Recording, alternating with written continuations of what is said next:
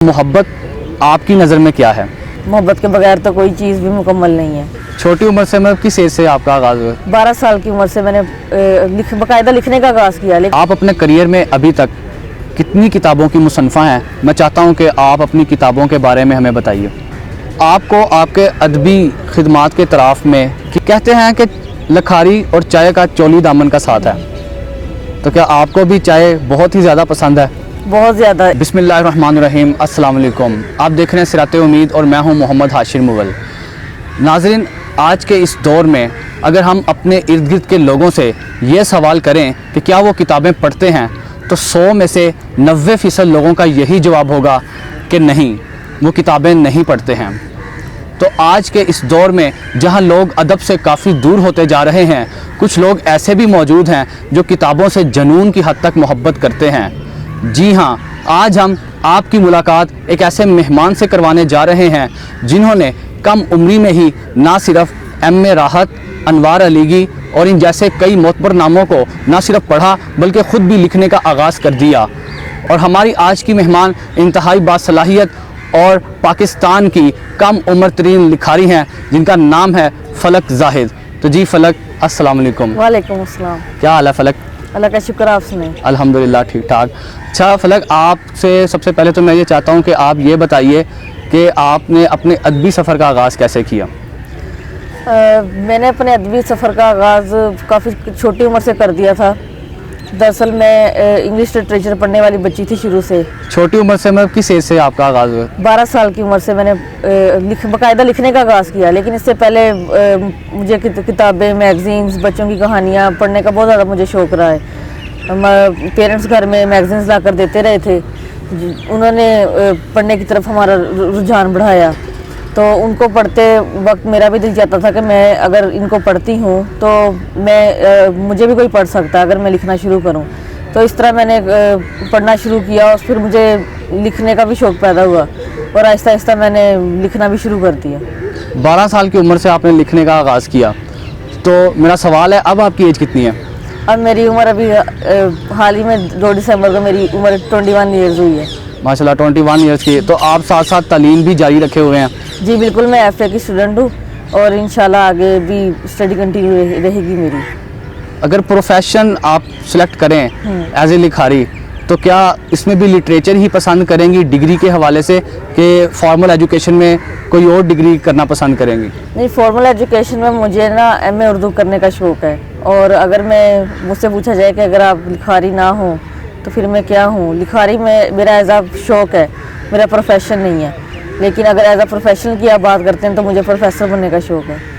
As a profession आपको professor बनने का शौक़ है? माशाल्लाह, कौम को नसीहत करना और कौम का मुस्तकबिल संवारना आपका पैशन है। तो आपके पसंदीदा मुसन्निफ़ीन कौन से हैं?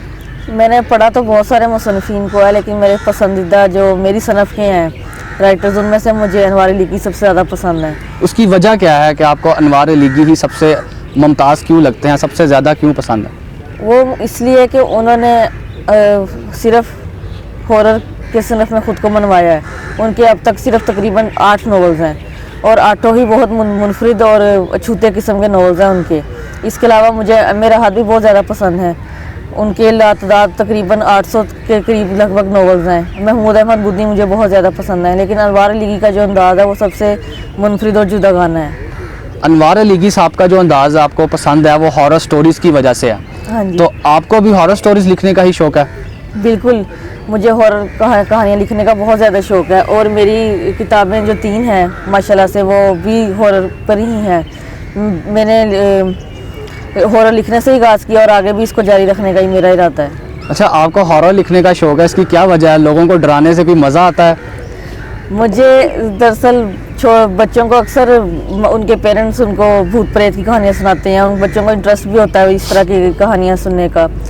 तो और मैंने आम बच्चों की तरह कभी भी बादशाह मलका की कहानियाँ ज़्यादा नहीं पढ़ी शौक़ से। मुझे हमेशा इस तरह की ड्राइंग कहानियाँ अट्रैक्ट करती थी।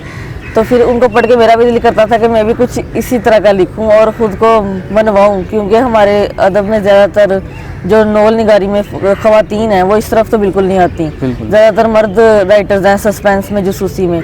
तो मेरा दिल किया कि मैं ना कुछ अलग काम करूँ, बजाय के रोमानवी अदब लिखने के मैं कुछ अलग तख्लीक करूँ, तो इसलिए मैंने इसको चुना। آپ نے ایک بات کی کہ مصنفین کا بنیادی موضوع محبت ہے, ان کا پیغام محبت ہے جہاں تک پہنچے, تو محبت آپ کی نظر میں کیا ہے؟ میرا کہنے کا مقصد یہ نہیں تھا کہ میرا پیغام محبت نہیں ہے دوسرے مصنفین کی طرح. محبت کے بغیر تو کوئی چیز بھی مکمل نہیں ہے. تو میری اپنی سٹوریز میں بھی ہارر کے ساتھ ساتھ میں نے رشتوں کی محبت بھی دکھائی ہے, ان کا تقدس دکھایا ہے, چاہے وہ ماں باپ کی محبت ہو, چاہے وہ بہن بھائیوں کی محبت ہو. حال ہی میں میرا جو ناول ہے قدیم چرچ, اس میں نے بہن بھائیوں کی محبت دکھائی ہے. تو محبت چاہے کسی بھی رشتے میں وہ بہت اہم ہوتی ہے. آپ کو آپ کے ادبی خدمات کے اطراف میں کن انعامات سے نوازا گیا ہے؟ ادبی حلقوں میں الحمدللہ سے کافی پذیرائی سمیٹتی رہتی ہوں میں. مجھے مختلف اعزازات, سرٹیفکیٹس, میڈلز اور ایوارڈ سے نوازا گیا ہے. لیکن حال ہی میں مجھے پی سی ہوٹل لاہور میں سب سے کم عمر ترین لکھاری کا ایوارڈ دیا گیا, انم فاطمہ ایوارڈ, جس کے ساتھ مجھے کیش پرائز بھی دیا گیا تھا. ماشاءاللہ. 2018 کا 2018 میں جب میری عمر اس وقت 18 سال سے کم تھی, تو اس وقت میری پہلی بک آئی تھی 15 پراسرار کہانیاں. وہ بک میری مقابلے کے لیے گئی تھی, جس میں اوبویسلی دوسرے رائٹرز کی بھی گئی ہوگی کم عمر جو ہوں گے. تو ان میں میری کتاب نے مقابلہ ون کیا تھا, تو مجھے یہ انم فاطمہ ایوارڈ سے نوازا گیا. آپ کے بارے میں مشہور ہے کہ آپ عام زندگی میں لڑکوں کی طرح بات کرتی ہیں, اس کی کیا وجہ ہے؟ اس کی وجہ یہ ہے کہ میرے پیرنٹس نے ہمیشہ مجھے بیٹوں کی طرح پالا ہے. وہ مجھے میرا اپنا بیٹا ہی سمجھتے ہیں, اور ویسے بھی زیادہ تر جو کم عمر میں بچیاں ہوتی ہیں ان کو بیٹوں کی طرح ہی پالا جاتا ہے. تو زیادہ بیٹا بیٹی میں زیادہ فرق نہیں کیا جاتا. لیکن میرے ساتھ یہ ہے کہ میں ابھی بھی اسی طرح ہوں جیسے پہلے بچپن میں ہوتی تھی. ابھی بھی آپ بیٹا ہی ہیں؟ ہاں بیٹا ہی ہوں, مجھے خاص تبدیلی نہیں آئی ابھی تک. امید وقت کے ساتھ آئے گی, لیکن فی الحال نہیں آئی. ابھی تک کوئی تبدیلی نہیں آئی. تو مجھے یہ بتائیے کہ جب آپ سوشل میڈیا پہ اکاؤنٹس بناتی ہیں تو وہاں پہ جو جینڈر کا سیکشن ہے کس پہ ٹک کرتی ہیں, میل پہ کہ فیمیل پہ؟ اوبویسلی فیمیل پہ. آپ کس اداکار کو زیادہ پسند کرتی ہیں؟ فرانسیسی اداکار ہیں مشہور زمانہ 1960s کے, ایلن ڈیلون. مجھے وہ بہت زیادہ پسند ہے. اس کی کیا وجہ ہے, کیوں پسند ہے وہ آپ؟ اس کی بنیادی وجہ ایک تو یہ ہے کہ ان کی خوبصورتی, سب سے بڑی بات ان کی نیلی آنکھیں, منفرد ان کی اداکاری کا انداز, لیکن سب سے پہلی بات ان کا حسن. اس کے بعد ان کو پاکستان میں ان پر تحقیقی کام کسی نے بھی نہیں کیا ہوا, بلکہ ان کو کوئی جانتا بھی نہیں ہے. تو مجھے ان کی فلمیں بہت پسند تھیں. تو میرا دل کیا کہ میں پاکستان میں نا ان کو متعارف کراؤں. ہمارے لوگ ہیں جو پاکستانی ہیں وہ زیادہ تر انڈین اداکاروں سے متعارف نظر آتے ہیں. تو میں نے سوچا کہ کیوں نہ میں ان پر آرٹیکلز لکھوں اخباروں میں, تاکہ لوگ ان کو زیادہ سے زیادہ جانیں. تو میں نے ایسا کیا, اور ہر سال ان کی سالگرہ پہ لازمی میرا کولم کسی نہ کسی اخبار میں لگتا ہے ان کے متعلق. اچھا, آپ ہارر سٹوریز لکھتی ہیں تو آپ کے فیوریٹ اداکار بھی ہیں, تو کیا وہ بھی ہارر موویز ہی بناتے تھے؟ نہیں بالکل نہیں, وہ ہارر اداکار بالکل نہیں تھے. وہ کرائم, ایکشن, لو, ہر طرح کی فلمیں انہوں نے جاندار کا مظاہرہ کیا. انہوں نے کہتے ہیں کہ لکھاری اور چائے کا چولی دامن کا ساتھ ہے, تو کیا آپ کو بھی چائے بہت ہی زیادہ پسند ہے؟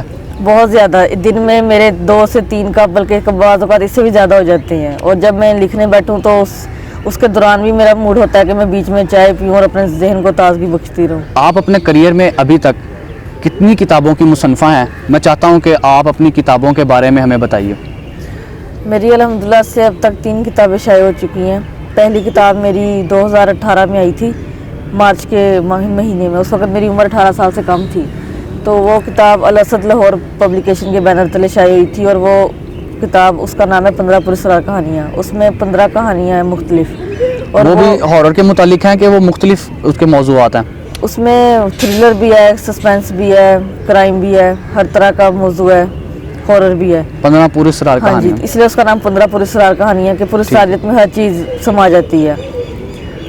اور میری جو دوسری بک ہے وہ بچوں کے لیے تھی, میں نے بیسیکلی لکھی, اور لیکن پہلی بک تھی بچوں کے لیے قسم کی. اس سے پہلے میں نے بچوں پہ پہلے کبھی طب آزمائی نہیں کی تھی, یہ میری پہلی کوشش تھی. تو یہ میری بک اوشا پبلیکیشنز کے بینر تلے شائع ہوئی تھی. یہ بھی 2018 میں شائع ہوئی تھی سپٹمبر میں. اس سے پہلی جو میری ابھی میں نے آپ کو کتاب کے بارے میں بتایا 15 پراسرار کہانیوں کے بارے میں, یہ ڈر ڈائجسٹ میں میری شائع شدہ کہانیوں کا مجموعہ تھی. اور اسی پہ مجھے حال ہی میں انم فاطمہ ایوارڈ سے نوازا گیا ہے, اور ابھی تک اس کتاب پر اعزازات میرے جاری ہیں.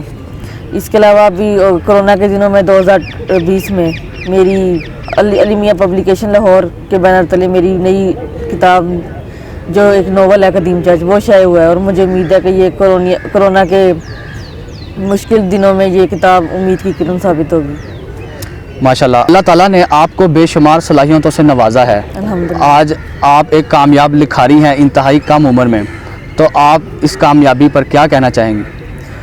اس کامیابی پر سب سے پہلے تو اللہ پاک کا شکر ہے کہ اس نے مجھے اتنی کامیابیوں سے نوازا، پھر میرے ماں باپ کی دعاؤں کا یہ ثمر ہے جو میں آج یہاں پر موجود ہوں۔